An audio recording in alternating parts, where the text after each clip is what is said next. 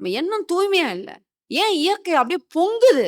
மனித எண்ணங்களினுடைய அந்த சீர்கேடுகள் தான். முதல்ல நம்ம மனச கிளியர் பண்ணுங்க. அதனால தான் வள்ளுவன் என்ன சொன்னாரு? "மனத்துக்கண் மாசு இலனாதல் அனைத்து அரண் ஆகுல நீர பெற." உலகத்திலேயே இப்படி ஒரு தர்மத்தை, இப்படி ஒரு போதனைய உலகத்திலே யாருமே சொல்ல முடியாது. தமிழன் தான் சொன்னான்.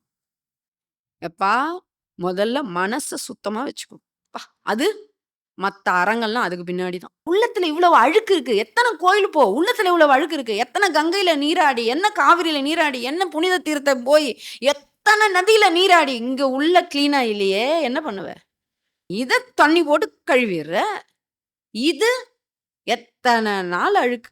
ஒரு மிக்ஸி ஜார கிளீன் பண்ணிக்கினே இருக்கணும். கிரைண்டர உடனே சுத்தம் பண்ணி வச்சுருவீங்க. பாத்திரம், பால் பாத்திரம் ஒரு நாள் பால் பாத்திரம் தொலக்காம விடுங்க.